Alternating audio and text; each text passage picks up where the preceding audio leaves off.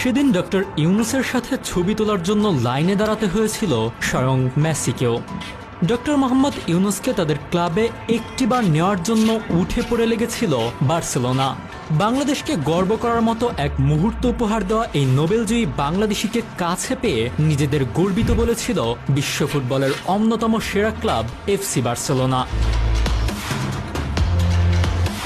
শান্তিতে নোবেলজয়ী ডক্টর মোহাম্মদ ইউনুসের খ্যাতি গোটা বিশ্ব জুড়ে।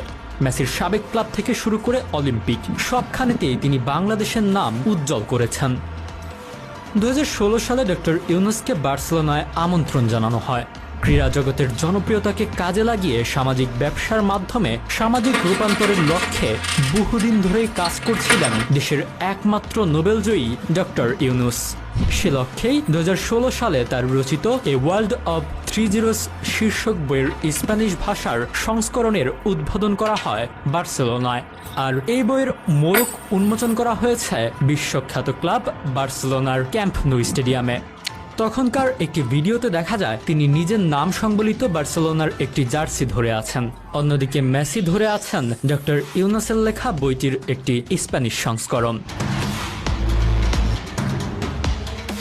বার্সেলোনার অফিসিয়াল পেজে এ নিয়ে একটি ভিডিও পোস্ট করা হয়, যেখানে ডক্টর ইউনুস তার বই এফসি বার্সেলোনায় সফরের লক্ষ্য